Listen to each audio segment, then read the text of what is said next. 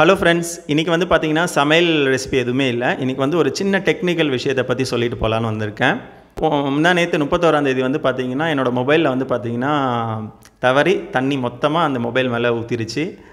சரி, தண்ணி விழுந்ததுனால ஒன்றும் ஆயிருக்காது அப்படின்னு சொல்லிட்டு பவுச் இருந்தனால கொஞ்சம் சேஃபாக இருக்கும் அப்படின்னு நினச்சி பார்த்தா பவுச் பின்னாடி ஃபுல்லாகவே தண்ணி ஆகிடுச்சு. சரி, பவுச்செலாம் எடுத்துகிட்டு மொபைலெல்லாம் துடைச்சிட்டு சரி அன்லாக் பண்ணலாம், ஸ்க்ரீன் அன்லாக் பண்ணலாம் அப்படின்னு சொல்லிட்டு ஃபிங்கர் பிரிண்ட் போடுறேன். ஃபிங்கர் பிரிண்ட் ஒர்க் ஆகலை. சரி, அதுக்கப்புறம் பேட்டர்ன் லாக் இருக்கும்ல, பேட்டர்ன் லாக் போட்டு ஓப்பன் பண்ணலான்னு பார்த்தா டச் எதுவுமே ஒர்க் ஆகலை. நடுவில் ஒரு ஆப்ஷன் மட்டும் வந்துக்கிட்டே இருந்தது. என்ன பார்த்தீங்கன்னா டச் ப்ரொடக்ஷன் எனபிள் அப்படின்னு சொல்லி வந்திருந்தது. டச் ப்ரொடக்ஷன் எனபிள்னால் சுத்தமாக டச் எதுவுமே ஒர்க் ஆகாது அப்படின்னு சொல்லி ஒரு ஆப்ஷன் வந்தது. அந்த ஆப்ஷன் கீழவே ஒரு லாக் மாதிரி வந்திருந்தது. அந்த லாக் வந்து ஸ்வைப் பண்ணால் இந்த டச் ப்ரொடக்ஷன் வந்து டிசபிள் ஆகிடும் அப்படின்ற மாதிரி வந்துச்சு. ஆனால் அந்த லாக்கை டச் பண்ணி தள்ள பார்க்குறேன், அந்த டச்சுமே ஒர்க் ஆகலையே. அதனால் என்ன பண்ணுறது எனக்கு புரியல. சரி, மொபைலை கண்டிப்பாக ஷாப்பில் எடுத்துகிட்டு போய் தான் அந்த ரிப்பேர் பண்ண கொடுக்கணும் அப்படின்னு நினச்சேன். சரி, அதுக்குள்ளே நம்ம வேறு என்னென்ன ஐடியாலாம் தோணுதோ அதை நம்ம ப்ரொசீட் பண்ணி பார்க்கலாம் அப்படின்ட்டு மொபைல் வந்து என்ன பண்ணுறேன், கொஞ்சம் நேரம் வந்து ஒரு ½ hour கழித்து நம்ம திரும்பி பேட்டர்ன் லாக் போட்டு பார்க்கலாம், இல்லை ஃபிங்கர் பிரிண்ட் ஒர்க் ஆகுதான்னு பார்க்கலாம்னு சொல்லிட்டு ஒரு ½ hour கழித்து எடுத்து பார்க்குறேன். வரல.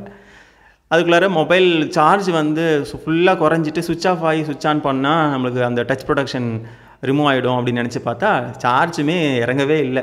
நம்ம நார்மல் டேஸில் எங்கன்னா வெளியில் போயிருப்போம், ஒரு 5% இருக்கும். அந்த 5% வந்து நம்ம வீட்டுக்கு போகிறதுக்குள்ளே ஒரு 5% வந்து அப்படியே இருக்காதா அப்படின்னு நினைப்போம். அதுக்குள்ளே சுவிட்ச் ஆஃப் ஆகிடும். ஆனால் இந்த மாதிரி ஒரு எமர்ஜென்சி சுச்சுவேஷன் மொபைலில் வந்து அந்த 5% குறைஞ்சி சுவிட்ச் ஆஃப் ஆகும் அப்படின்ட்டு ரொம்ப நேரம் வெயிட் பண்ணேன். சுவிட்ச் ஆஃப் ஆகவே இல்லை.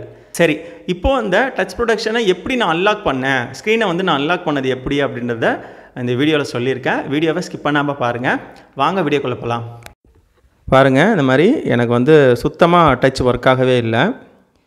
எனக்கு இந்த ஆப்ஷன் மட்டும் வந்து போகுது பாருங்கள், ஆக்சிடென்டல் டச் ப்ரொடக்ஷன், அது மட்டும் வந்து போகுது.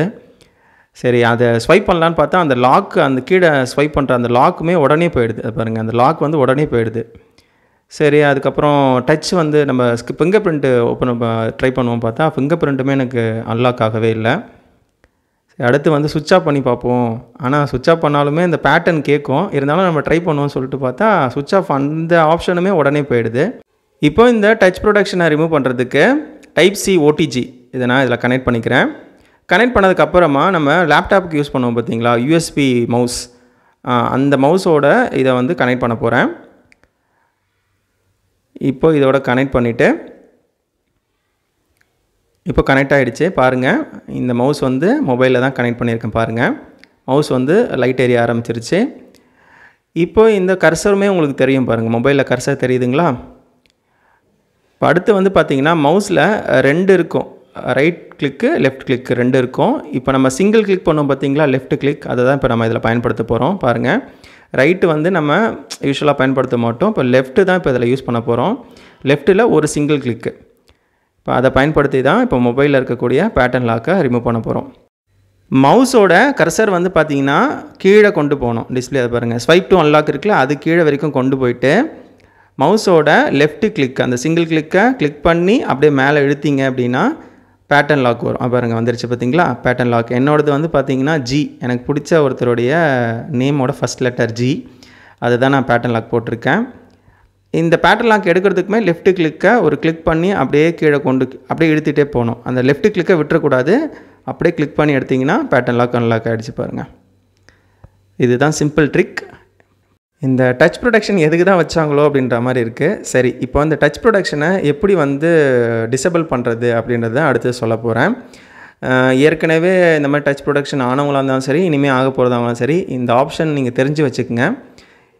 இப்போது மவுஸை வந்து ரிமூவ் பண்ணிடலாம். பாருங்கள், செட்டிங்ஸில் போய்ட்டு டிஸ்பிளே, அந்த டிஸ்பிளே ஆப்ஷனில் கொஞ்சம் ஸ்க்ரோல் பண்ணிங்க அப்படின்னா அது பாருங்கள், ஆக்சிடென்டல் டச் ப்ரொடக்ஷன், இப்போது அதை டிசபிள் பண்ணிட்டேன்.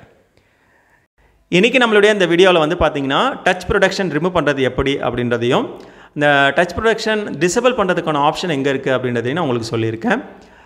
எனக்கு இந்த டச் ப்ரொடக்ஷனுக்கான அந்த யூஸ்ஃபுல்லான விஷயம் என்ன அப்படின்றது எனக்கு ஒன்றுமே புரியல. ஏன்னா அது எனபிள் ஆன உடனே வந்து பார்த்திங்கன்னா ஃபிங்கர் பிரிண்ட் ஒர்க் ஆகலை, டச் ஒர்க் ஆகலை, எதுவுமே ஒர்க் ஆகலை.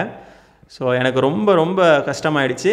ஸோ இந்த டச் ப்ரொடக்ஷன் வந்து வேறு ஏதாவது யூஸ்ஃபுல்லான விஷயம் இருக்குது அப்படின்னு நினச்சிங்கன்னா கண்டிப்பாக கமெண்ட் செக்ஷனில் சொல்லுங்கள்.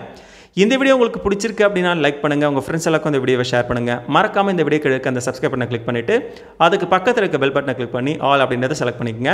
அப்போ தான் நம்மளுடைய சேனலில் போடக்கூடிய ஒவ்வொரு வீடியோக்களும் உடனுக்குடனே உங்களுக்கு நோட்டிஃபிகேஷன் வரும்.